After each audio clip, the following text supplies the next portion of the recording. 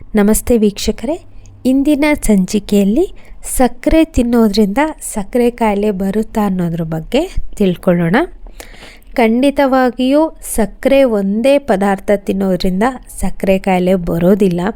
ನಮ್ಮ ದೈನಂದಿನ ಜೀವನ ಶೈಲಿಯೂ ಕೂಡ ತುಂಬ ಮುಖ್ಯವಾಗಿ ಕಾರಣವಾಗುತ್ತೆ. ಅದೇ ರೀತಿ ನಾವು ತಿನ್ನುವಂತಹ ಆಹಾರನೂ ಕೂಡ ಮುಖ್ಯ ಕಾರಣವಾಗುತ್ತೆ.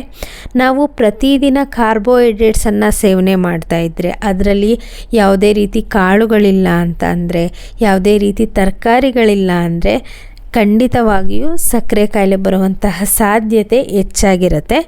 ಯಾಕಪ್ಪ ಅಂದರೆ ನಾವು ತಿನ್ನುವಂತಹ ಕಾರ್ಬೋಹೈಡ್ರೇಟ್ಸ್ನಲ್ಲಿ ಗ್ಲೂಕೋಸ್ ಅಂಶ ಹೆಚ್ಚಾಗಿ ಬಿಡುಗಡೆ ಆಗುತ್ತೆ. ಸೊ ಇದರಿಂದ ಸಕ್ಕರೆ ಕಾಯಿಲೆ ಬರುವಂತಹ ಸಾಧ್ಯತೆ ತುಂಬ ಹೆಚ್ಚಾಗಿ ಇರುತ್ತೆ. ಯಾರೆಲ್ಲ ಅತಿಯಾದ ಕಾರ್ಬೋಹೈಡ್ರೇಟ್ಸ್ ಯುಕ್ತ ಆಹಾರವನ್ನು ಸೇವನೆ ಮಾಡ್ತಾ ಇರ್ತೀರ, ಅಂಥವರಲ್ಲಿ ಅತಿ ಹೆಚ್ಚು ಸಕ್ಕರೆ ಕಾಯಿಲೆ ಕಾಣಿಸ್ಕೊಳ್ಳುವಂತಹ ಸಾಧ್ಯತೆ ತುಂಬ ಹೆಚ್ಚಾಗಿ ಇರುತ್ತೆ.